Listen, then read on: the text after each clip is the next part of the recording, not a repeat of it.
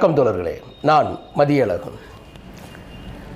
இன்றைய நாளிதழ்களிலேயும் நேற்று தொலைக்காட்சிகள் அனைத்திலும் நீக்கமற ஒரு செய்திகள் நிறைந்து இருந்தது. அதில் மனிதகுலத்தின் மனச்சாட்சியை தட்டி எழுப்பக்கூடிய வகையிலும், குறிப்பாக இந்தியர்களின் மனதை கசக்கி பிழிய வகையிலும் ஒரு செய்தி இருந்தது. அது என்னவென்று கேட்டால், அமெரிக்க இராணுவ விமானத்தில் மனிதர்களை ஆடு மாடுகளை கொட்டிலில் அடைத்து வைப்பதைப் போல கொண்டு வந்து பஞ்சாபின் அமிர்தசரஸில் இறக்கிய ஒரு செய்தியை நாம் கண்டிருப்போம். அதில் என்ன நடந்தது என்று நாம் தெரிந்து கொள்ள வேண்டும் என்று சொன்னால், அமெரிக்காவில் ட்ரம்ப் பதவியேற்ற பிறகு முதல் நடவடிக்கையாக அமெரிக்காவில் சட்டவிரோதமாக குடியிருப்பவர்களை நான் நாடு கடத்துவேன் என்று சொல்லியிருந்தார்.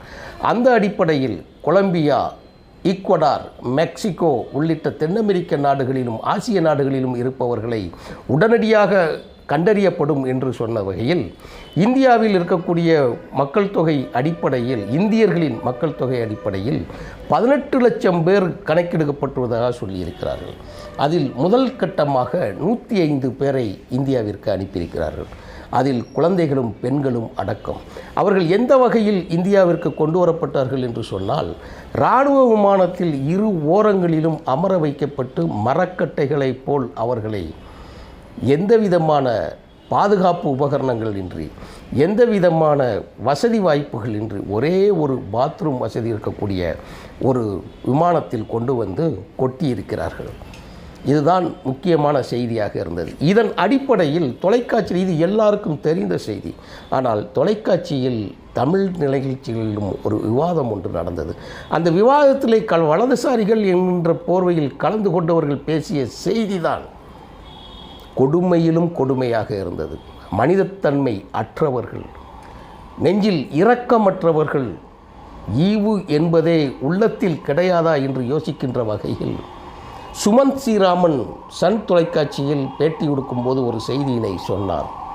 இந்தியாவை விட்டு வெளியே போனவர்களுக்கு இங்கே என்ன வேலை? அந்த நாட்டின் சட்டதிட்டங்களுக்கு மாறாக நடந்து கொண்டவர்கள் இந்தியாவிற்கு எப்படி நாம் வர முடியும்? அவர்களை எப்படி நாம் அனுமதிக்க முடியும்? அவர்களை பற்றி கவலை கிடையாது. இந்தியா வேண்டாம் என்று சொன்னவர்கள் வாய்க்கு வந்ததையெல்லாம் பேசிக்கொண்டிருக்கிறார்.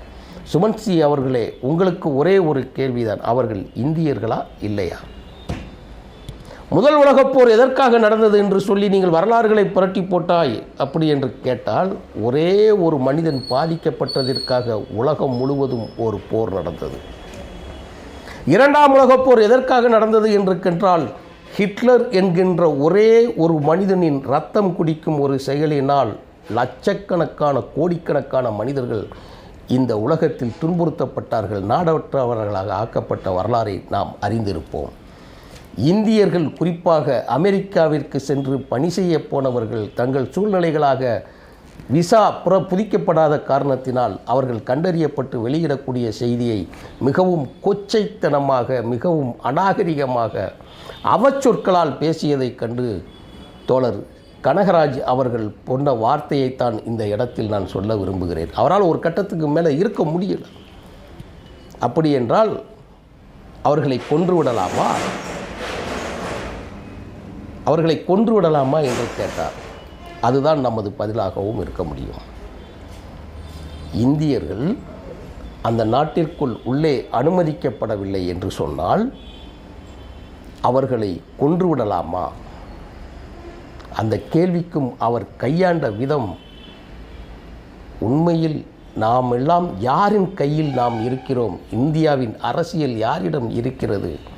வலதுசாரி அரசியல் என்பது இதுதானா என்கின்ற சந்தேகிக்கைகளும், நம் குழந்தைகள், நம்மளுடைய வாரிசுகள், எதிர்கால தலைமுறைகள் இவர்களிடம்தான் சிக்கப் போகிறார்களா என்பதையெல்லாம் நாம் மிகவும் கவனமாக கையாள வேண்டும். அன்பு தோழர்களே, நேற்றைய செய்திகளையும் இன்றைய செய்திகளையும் கவனமாக பாருங்கள். இந்தியா மிகப்பெரிய பாதுகாப்பற்ற மனிதர்கள் வலதுசாரி என்கின்ற போர்வையிலே நம்மை ஆட்கொண்டிருக்கிறார்கள் என்பதை மறந்துவிட வேண்டாம். அரசியலில் புனிதத்தன்மை என்று சொல்லக்கூடியவர்கள் மிகவும் ஆபத்தானவர்கள்.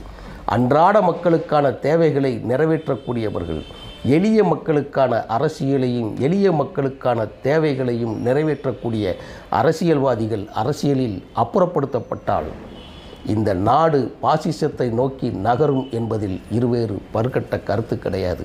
அதற்கு சாட்சித்தான் அமெரிக்காவிலிருந்து அனுப்பி இந்தியாவுக்கு வரப்பட்ட மனிதர்களின் அவலமான நிலை. இந்த நிலை தொடர அரசியல் விழிப்புணர்ச்சி பெறுவோம். நன்றி நண்பர்களே.